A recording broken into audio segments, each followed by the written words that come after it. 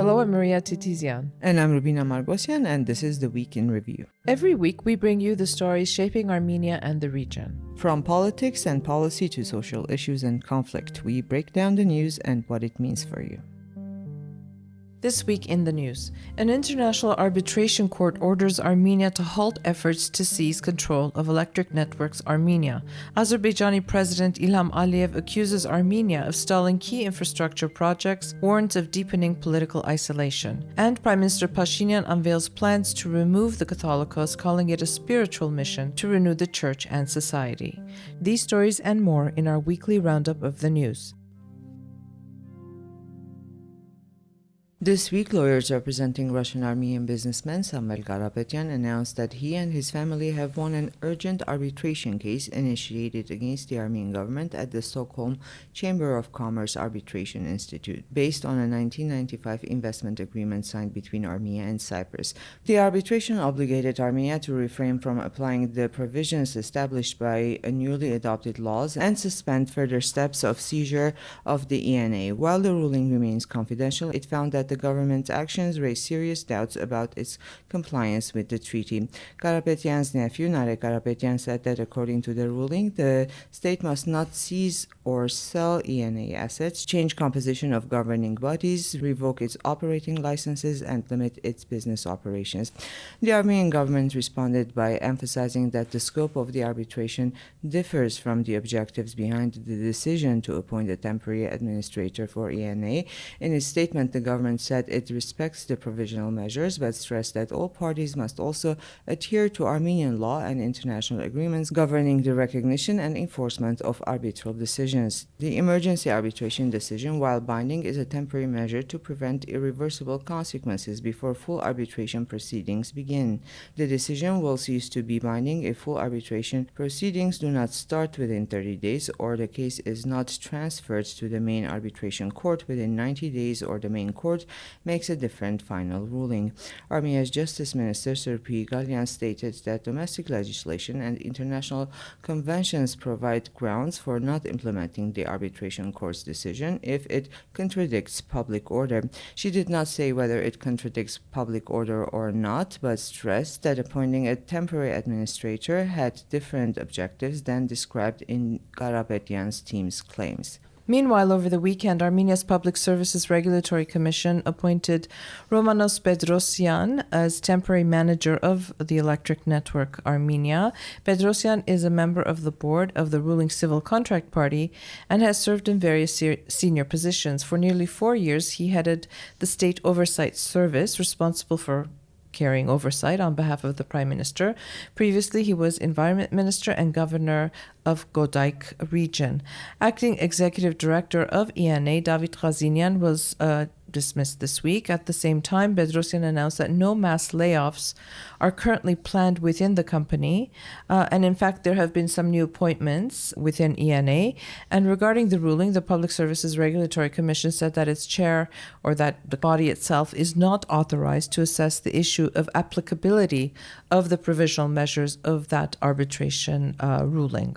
Speaking at the Shushi, or Shusha as Azerbaijan calls it, Global Media Forum, which took place in Stepanakert, he once again insisted that lasting peace with Armenia hinges on constitutional changes and the formal dissolution of the OSCE Minsk Group. He added that Azerbaijan needs international guarantees that Armenia will not change its position regarding Nagorno-Karabakh again in the future. Azerbaijani President Ilham Aliyev says his country is close to completing its section of the railway linking mainland Azerbaijan with the Nakhichevan exclave through southern Armenia. Probably in less than a year, maybe even by next spring, the Azerbaijani section will be finished, he said.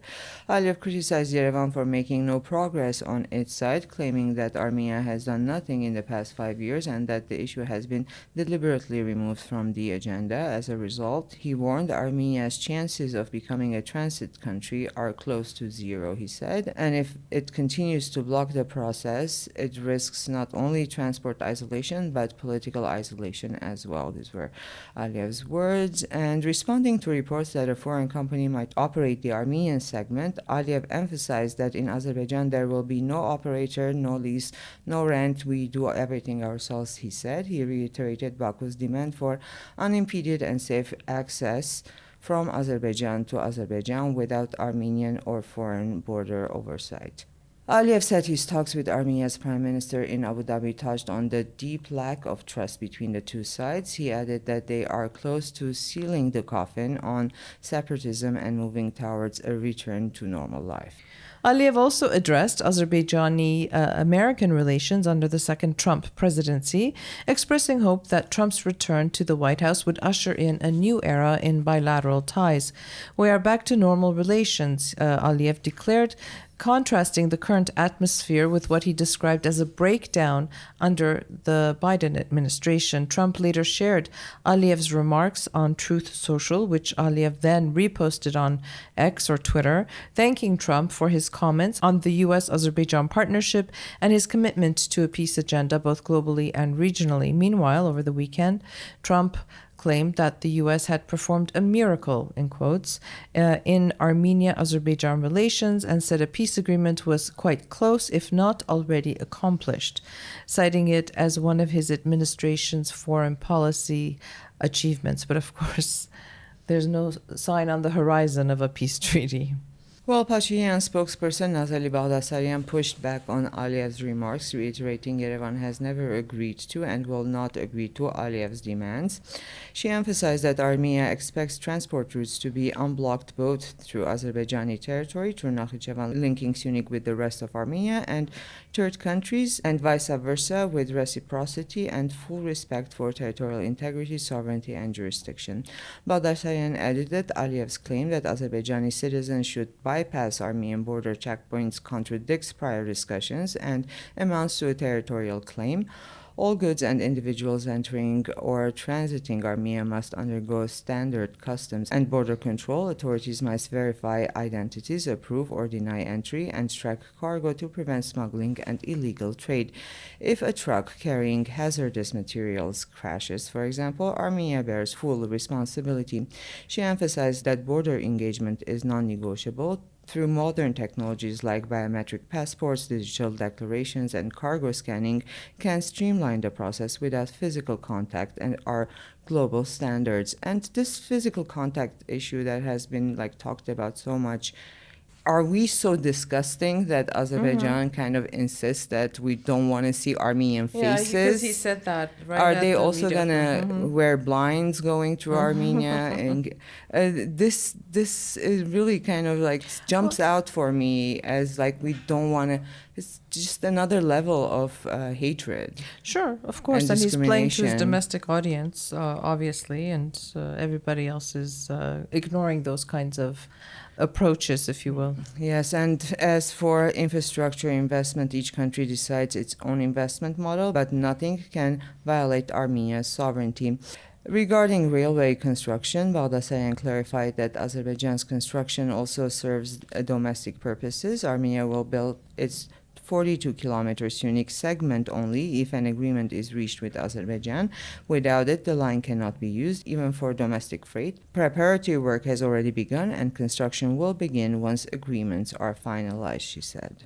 The Armenian government has also dismissed claims published by the Spanish website Periodista Digital, alleging, I don't even know why we're talking about this, but we are, because the entire Armenian Twitter space, Facebook space, whatever space you want, has been talking about it without doing any kind of due diligence. Forget forget individuals having to do, but news organizations just took what this. Well, why don't I say what it's about before I get more angry? Yes. Okay, so a Spanish website called Periodista Digital published an article alleging that Armenia, Azerbaijan, and the United States had already reached an agreement on a transportation corridor to be managed by the United States. The report, which circulated unsurprisingly widely on Russian propaganda channels, including those run by Russia Today editor-in-chief Margarita Simonyan, claimed that the so-called, and it even had a name, Trump Bridge Transportation Corridor would be leased by the United States for 99 years,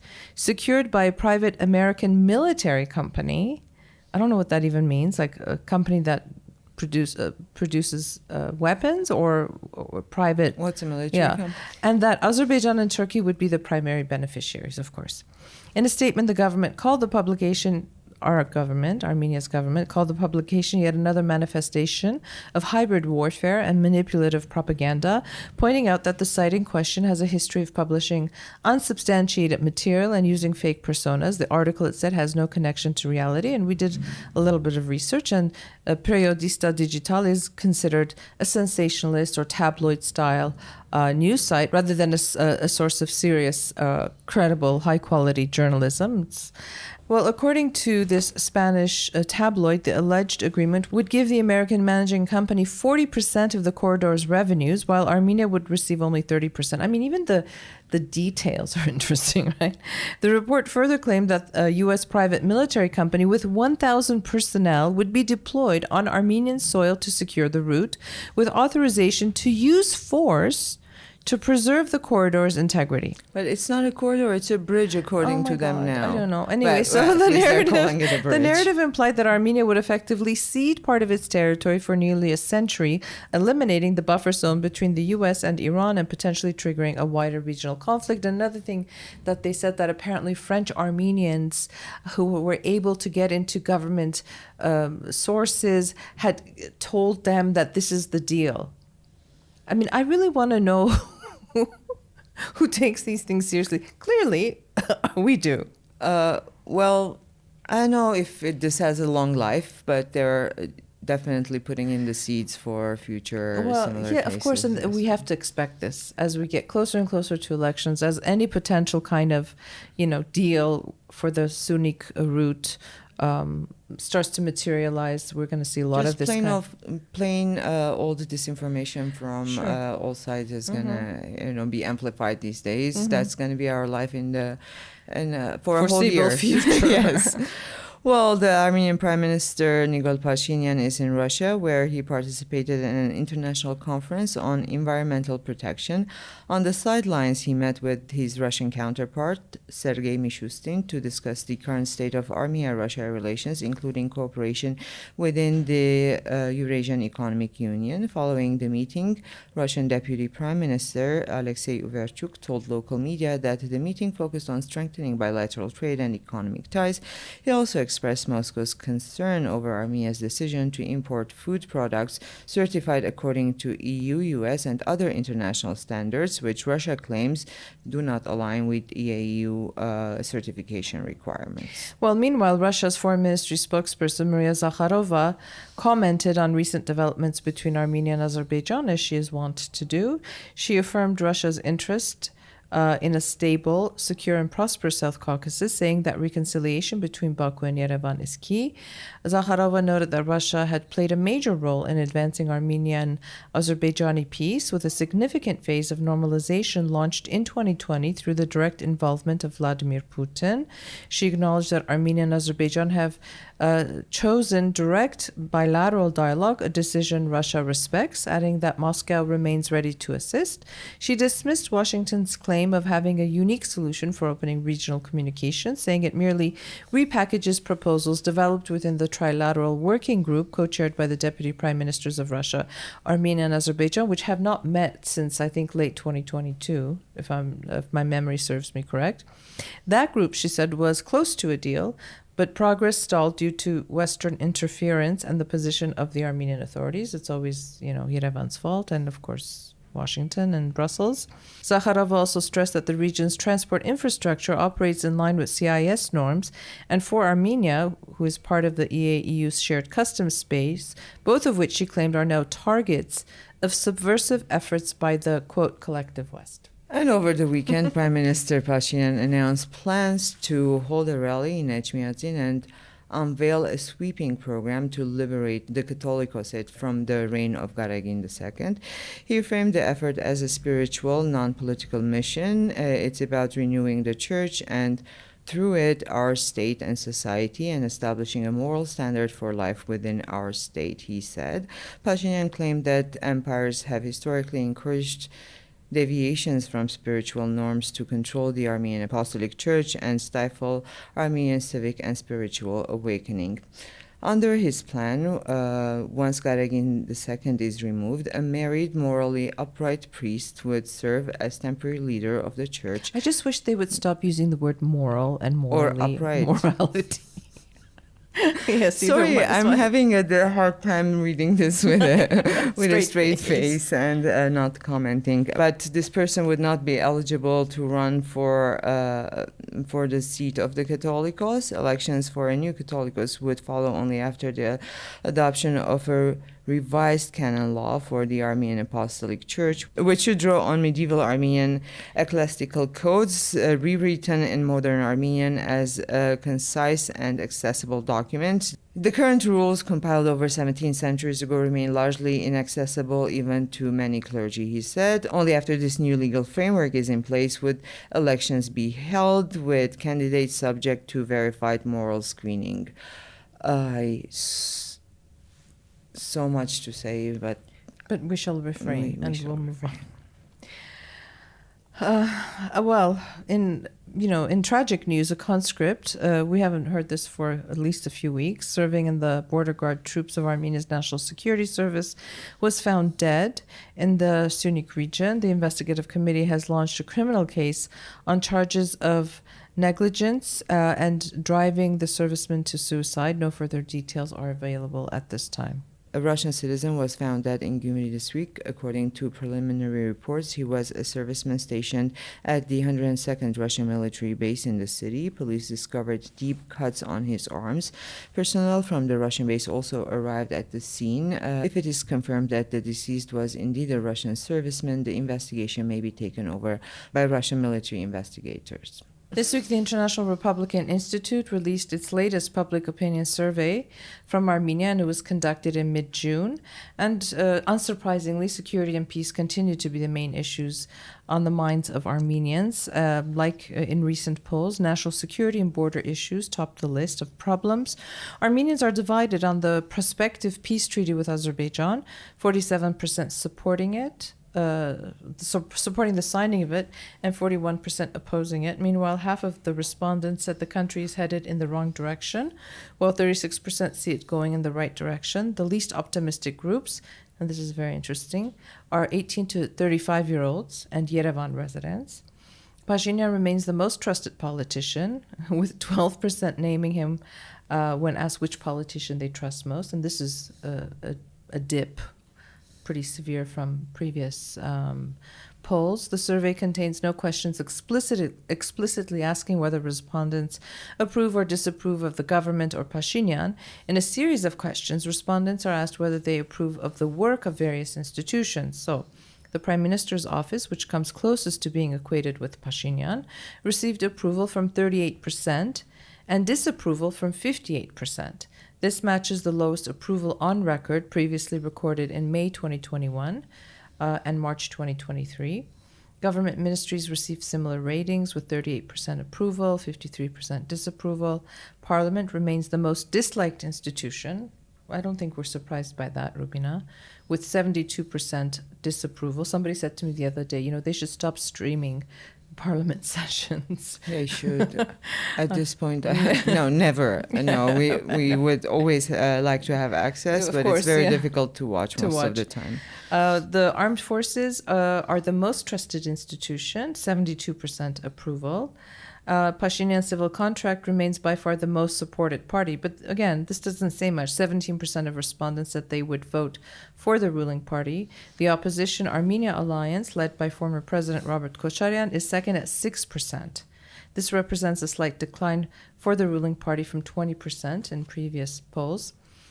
Look, at the end of the day, the biggest thing about this poll, the result, is that there is a huge percentage of people who are undecided, who do not know who to support or what to believe in anymore. Because if the first and second places are Pashinyan and then Kocharyan, that gap is very visible. Yeah. There's no other names, almost no other names mentioned in between. Yeah. And in foreign affairs, Armenia's rated ties with France, India, and Iran the highest. These three countries are also seen as Armenia's chief political and security partners. Complex views on Russia, ties with their ally were rated positively by 42%, negatively by 56%. Public perception of Yerevan's relations with Moscow has improved somewhat from an all-time low recorded in December 2023. Additionally, Russia is seen as a partner by 45% and a threat by 27%. And obviously, Azerbaijan is seen as a threat. Anyway, overall, the 18 to 35-year-olds appear the most apathetic about politics, with 37% saying they would not vote in upcoming parliamentary elections, significantly higher than other age groups. And as always, we talk about the articles we publish. And this published, we launched Salt, our lifestyle magazine, with some different, interesting pieces. It's called Heat. Because first of all, it's hot as I don't want to say like we were being very literal about it. Yes, I think we were impacted by it. So it's a journey through Armenia's summer landscape. So it's about teas and fashion and Kırçı Bazar. Please don't go to Kırçı Bazar if you're visiting Armenia for the first time. Seriously, I think people would be shocked. Anyway, so today we publish a piece about Ariga Torosyan. She's a fashion designer. It's called Ariga Torosyan, High Fashion Made in the Margin. So it's a short little feature on her and her designs. And do go to Kırçı Bazar, but on your own on your own risk. It's Armenia's flea market, which has moved around several times over the course of time. It's an interesting place with interesting items and very interesting people, and that's exactly what Lilit Markaryan and Michele Crestani just explored. It's both a narrative report of all the interesting things there, but also a very visually interesting well, when journey. I saw the photos, well, if you don't go, they're definitely. Good. If you're not going to go, definitely photos. do look at the photos. Another piece by Maria Gunko called Museum of New Analogies, a rooftop story. It's about this Russian guy who's converted his rooftop into this very strange and wonderful place, a museum.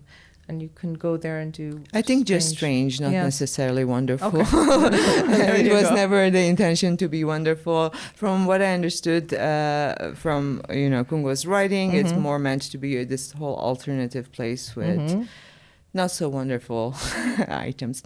Well, we did write about this week about the rise of Armenia's horror subculture. It's called Fear and Fiction. It's by Maria Tumanyan. And it's basically also a little bit about her own fascination with Armenian horror literature, which is very new in our culture or subculture.